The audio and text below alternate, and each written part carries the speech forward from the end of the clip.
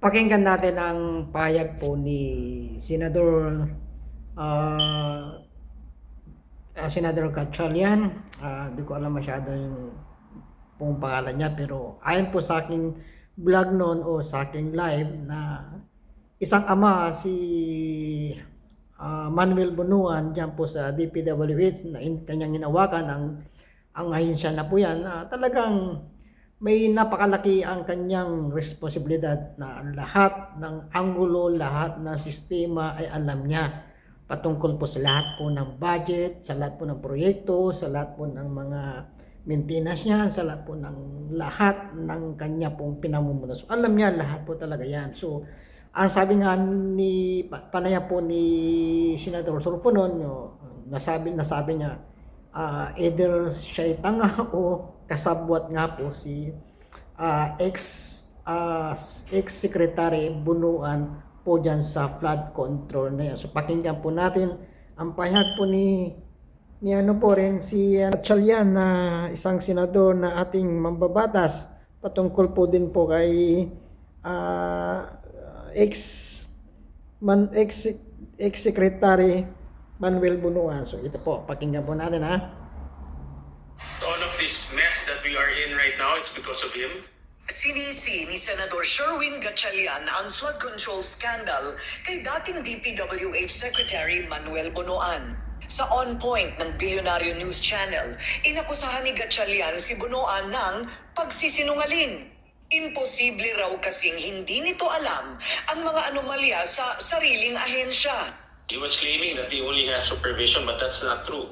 He has full control of the agency all the way last janitor. He was saying that he did not know all of these things was happening under his nose. So that's a blatant lie to the public. Dagdag ni Gatchalian, matagal nang sa DPWH. Pero ito anya ay sa ilalim ng pamunuan ni Bunuan. Giit din ng senador, dapat eksaktong coordinates ng mga proyekto ang binibigay ng DPWH.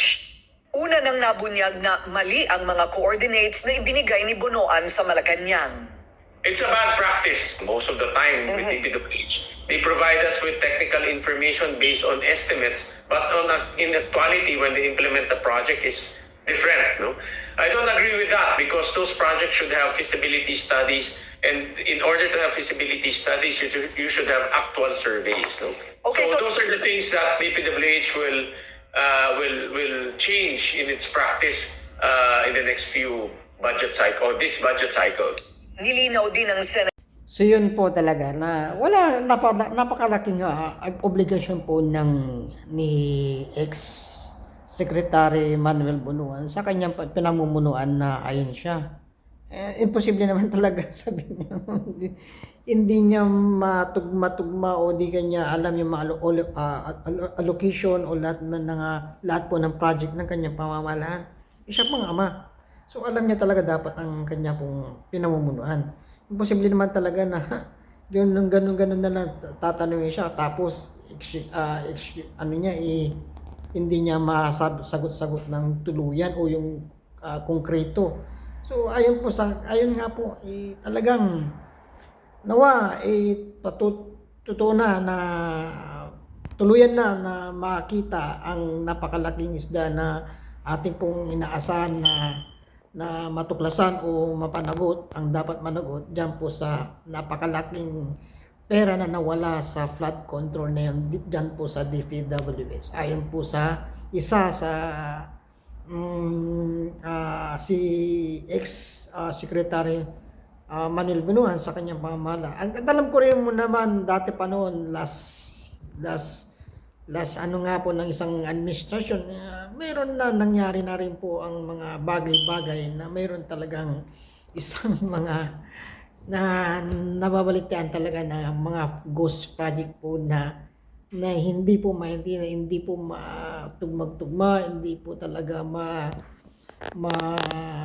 ma-allocate o hindi po ma-explain kung saan po yung mga project na yan na papakinabangan na sana ng taong bayan para kung maayos talaga, sinabi ko sa aking vlog, kung maayos po talaga ang pagkakagawa at pagpapaayos o pagpapaplano o o pagbabudget dyan sa flood control na yan, hindi na sana natin mararanasan sa lahat po na nababa po sa ating bayan Pilipinas, lalo po sa part ng Manila, sa Bulacan, etc. sa mga napakataas na nararanasan bahan ng mga kabayan po natin sa panig po ng ating bansang Pilipinas. So, Luzon, Visayas at Mindanao, this is Marawit Vlog. Narinig niyo rin po talaga kung sino po talaga irresponsable o responsibilidad talaga na dapat po talaga malaman ng katotohanan patungkol po dyan sa nakawan o mga substandard na project ng DPWH. So, Luzon, Visayas at Mindanao, this is Marawit Vlog. Muli kong nagsasabihin po sa inyo, ang sino daw hindi marunong magmahal sa sariling ang sino daw hindi marunong magmahal sa sariling wika ay higit pa sa hayop at malansang isda. God bless Philippines.